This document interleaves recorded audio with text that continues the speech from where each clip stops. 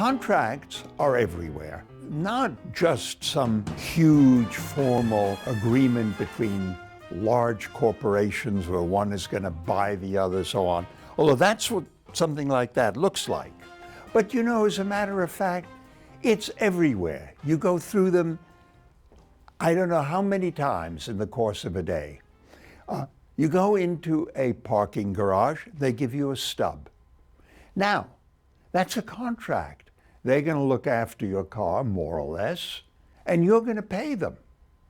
You walk into your dry cleaners and you drop off your suit, and the person behind the desks gives you a receipt. Well, that's important because that's how they're going to know which suit is yours.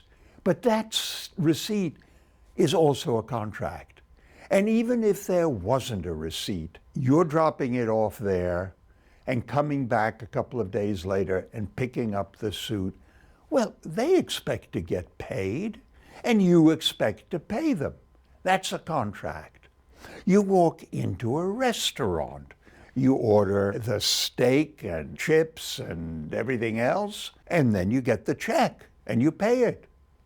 You can't just say, well, that's very nice, thank you very much for dinner, see you tomorrow. Understood between you was they're going to feed you and you're going to pay them. And so it goes. But it gets even less formal than that. I live in New England, and we have a lot of snowstorms in the winter. So what happens? It snows, and a bunch of local kids come, knock on your door, and say, sir, can we shovel out your driveway and your walkway and so on? How much? $20. Okay. So they do it, and then they knock on the door, and they have a contract with you. You owe them $20. They didn't do that as a favor. Now it gets more complicated. You're out of town, and it snows. And while you're out of town, they come and they shovel out your driveway and do all that. And when you come back and they say, $20, please. Well, do you have a contract for that or not? We'll find out later whether you do or not. And what if it snows the way it did a couple of years ago, 18 inches? And they say, well, you know, we had a lot of work to do, and they really did. This time you owe us $30. Do you owe them $30? All that is something we're going to try to understand. Now, you might ask, why do we have a MOOC on this? Why am I asking you to join me for really quite a number of sessions and quite a lot of work, your work, my work, on the subject of contracts? One thing I'm going to tell you, I'm not going to turn you into lawyers.